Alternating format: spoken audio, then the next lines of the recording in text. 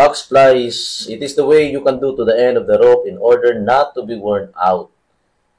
So, first is magsukat ka muna ng isang dangkal, yun yung i-untanggal mo, at make sure na ang bawat dulo ng mga strands na yan ay merong tip o nasunog. Para kapag ipasok-pasok natin, no, iipit natin ay hindi siya magsabog-sabog.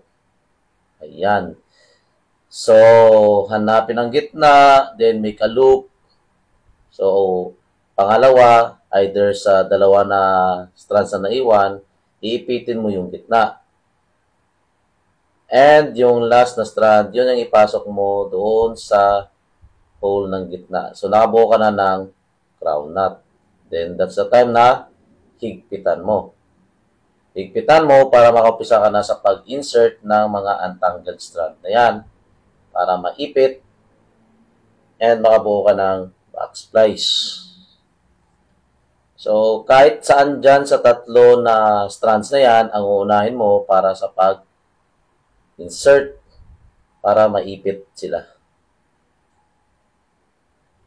Okay, so alternate ang pagpasok. Iipitin mo yung isang strand, then ipasok mo sa susunod na strand. So, same procedure lang hanggang sa ma-insert mo yung tatlong strand na yan. So, pagpasok mo niyan, higpitan mo agad, no, para makita mo kung tama yung ginagawa mo at saka at the same time, magiging pulido yung gawa mo, malinis. Yan, napasok na lahat.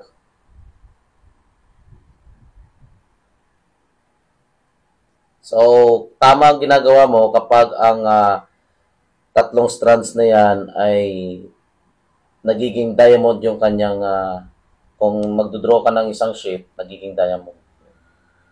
So, tama yung ano mo yung ginawa mo. Then, ipasok na ulit. So, ang ideal dito sa mga insert is 3 to 4. So, maano na yon, matibay na yon pag ano. So, huwag natin masyadong habaan yung pag-untangle ng mga strands. No, kasi mahihirapan tayo sa pagpasok. Medyo mahaba yung i-insert natin. So, kailangan mga isang dangkal lang. So, ubusin natin sa pagpasok yan. So, dapat walang matira na strands. Walang umusli.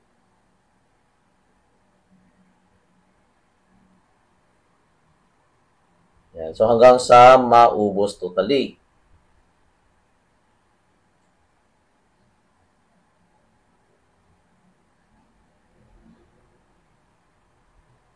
Ayan. Naipasok na lahat. So, may makita kayo, may mga counting usli pa. So, lagyan nyo na lang ng tape.